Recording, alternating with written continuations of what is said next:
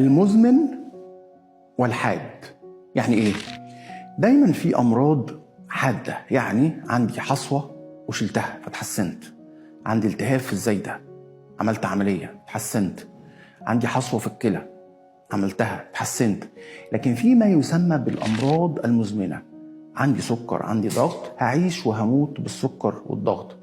طيب ايه المشكله؟ هو مرض غير قاتل لو انا اتعاملت معاه بذكاء، لو عملت اسلوب حياتي بشكل صحيح، لو عرفت ايه اللي بيأذيني ايه اللي بيفيدني، طريقه العلاج السليمه، واتعاملت بذكاء مع المرض المزمن، مش هيبقى عندي اي مشاكل وهعيش بصحه ان شاء الله. مثال كده عندنا في الجهاز العضلي الحركي المشاكل المزمنه زي الام الظهر، الام المفاصل، خشونه المفاصل، الركبتين، الرقبه وهكذا. هو ده ظهري وعمودي الفقري اللي هعيش واموت بيه، هي دي ركبتي مش هعرف اجيب غيرها. لكن دايما على حسب المشكله ودرجه المشكله، الارشادات الطبيه الصحيحه، اسلوب الحياه وتعديله، الاكل والشرب السليم، تعديل الوزن، التقويات العضليه، العلاج الطبيعي اللي هو الوسائل المتعدده او العلاج اللي بنسميه العلاج المتعدد او المتناغم، اقدر اتعايش مع هذا المرض المزمن 100 سنه. والدليل على كده في ناس عندهم مشاكل في المفاصل وبقالهم 50 سنه وكويسين دلوقتي جدا، وفي مريض عنده مشاكل من 6 شهور وحالته تعبانه جدا لان ما قدرش يتعامل معاها بذكاء.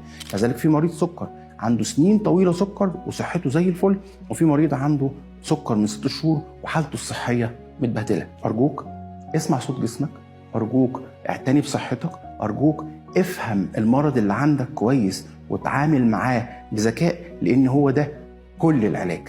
تمنياتي بالصحه والسعاده، ودايما نشوفكم على خير.